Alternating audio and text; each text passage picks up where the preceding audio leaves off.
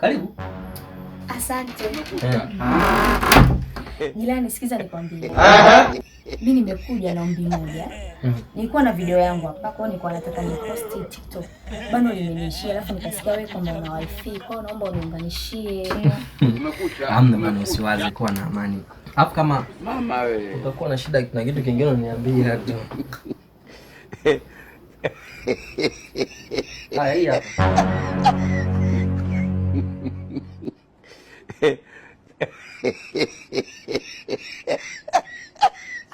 Wakamwacha akiwa paralyzed. A few moments later. Sasa rafiki yangu, yani mtu umekuja kuweka data tu ili mradi post video mpaka unaanza kupanda na kwenye vitanda vya watu.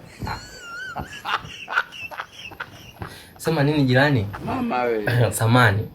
Unajua umekuja hapo umeniambia kwamba nataka tu nikuunganishe data ili uposti video yako. Bila shaka naamini video utakuwa ushaiposti, si ndio? Sasa hivi ni usiku, yani saa 6 muda ushaenda, kwa hiyo nilikuwa nataka na mimi nipumzike. Unatamani sana uweze tu kwenda nyumbani, kama hata kuposti video nyingine kesho utakuja utaposti. Alafu pia hii ni wifi. Unaweza hata ukakaa nje ya dirisha huko ukaposti, lakini tu maeneo haya si unajua tena.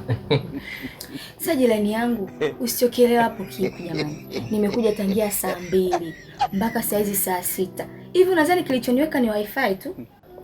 Sio kwa ubaya, lakini unajua hapa ni mazingira ambayo ya usiku, alafu natamani tu yani unipishe nipumzike jirani yangu, samahani lakini. Sasa sikia nikwambie jirani. Wewe usijali wala nini. Kuwa na amani. Kwanza uko nyumbani, hakuna kazi yoyote. Niko free kabisa. Ndio maana nikasema hapa nije kwa jirani yangu, nije kukupa kampani. Au unasemaje? Ila na jambo moja tu nataka nikwambie jirani yangu. Mama wewe. Hapa kwa ajili ya usalama wetu. Usalama wetu? Usalama wetu wewe na nani? Goodbye.